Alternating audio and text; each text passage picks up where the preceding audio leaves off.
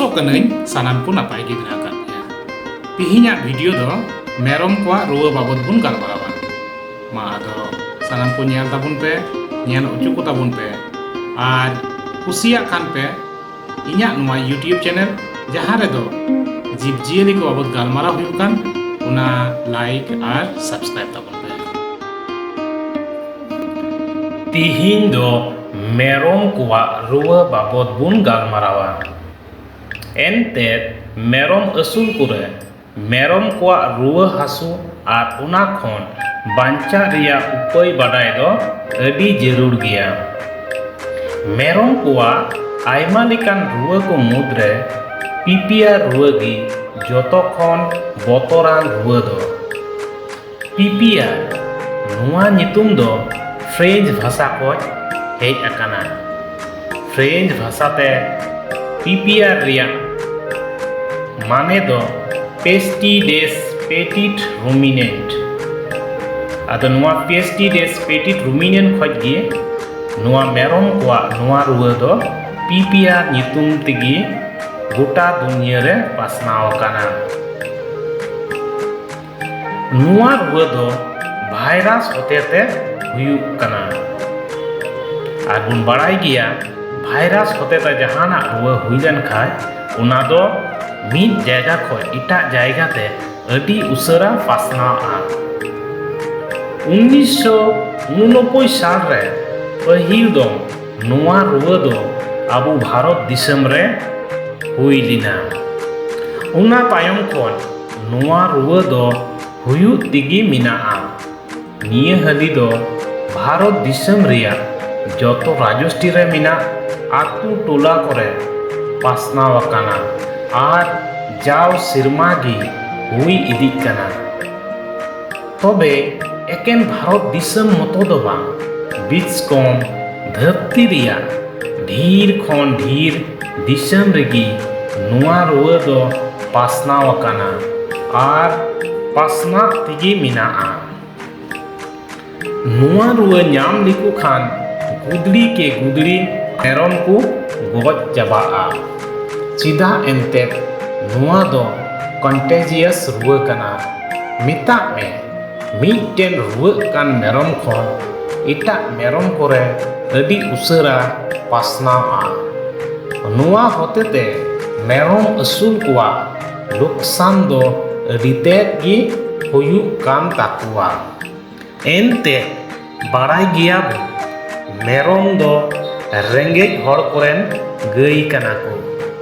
आदो नुआ पीपिया रुआ हुई लेन खाय नुकु मेरम दो जोतो को गज चाबा ताबुना और नुंका लेकाते आबुआ जरूर समय टाका पैसा दो बाबुन न्यामा।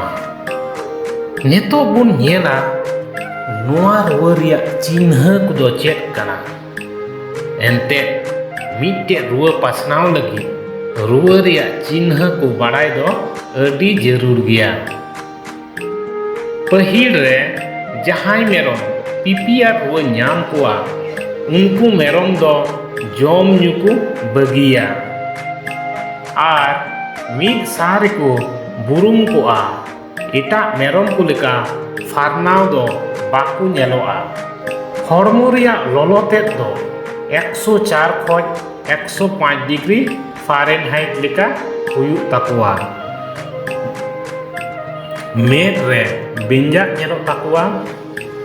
हुक मांदा न्याम कुआ। मु खन सुनु जरो ताकुआ। मुचा धाव ताकुआ और उलिदा ताकु सामलाव दाड़िया। उना साव सावते डायरिया न्याम कुआ। नुआ दो पतला गी हुयु ताकुआ और ओक्ते ओक्ते रे दो नुआ रे मायाम नेलोआ। नुआ को चिन्ह मेरम भिडी रे बुन नेल लेखान बुन बुझाव दाड़िया पीपिया रुआ न्याम आकाद कुआ मेनते। आदो समय बांग नष्ट काते भेटनेरी हॉस्पिटल रे इदी काते बुन रान उचु कुमा और बांखान मेरम गुदड़ी दो निसुनो ताबुना। नेतो दो नुआ रुआ चिकाते पासना काना उना बाबद बुन गालमारावा। ruwak kan merom saw itak merom ku jak jotek lenkhan nuwa ruwa do pasnaw dareya'a. Ona chhada kate ruwak kan meromag aintha jomag se nyuyak khon ruwak kan meromag sunu ulida rachate ar tandi te hote tehon nuwa ruwa do pasnaw kana. Ado onate abu do ruwak kan merom do isolation mitag me eskar ribun dohoya, jemon uni then khon itak kore ruwa bang pasnaw dareya'a. Hat bazar khon merom babun kiring kuwa se atu kore jahai paikar ku minag ku apnar kulhite merom babun laga param ochu kuwa ar bangkhan nuku merom khon aturen merom kore hon ruwa do pasnawa. Nuwa ruwa riya ran babod do apnar ade pase re minag ku veterinary doctor ku saw galmaraw kate unkuwa salha lekate bun ବ୍ୟବହାର ma. Badai giya bun joto block re barya kate veterinary hospital mina'a, block animal health center ar additional block animal health center.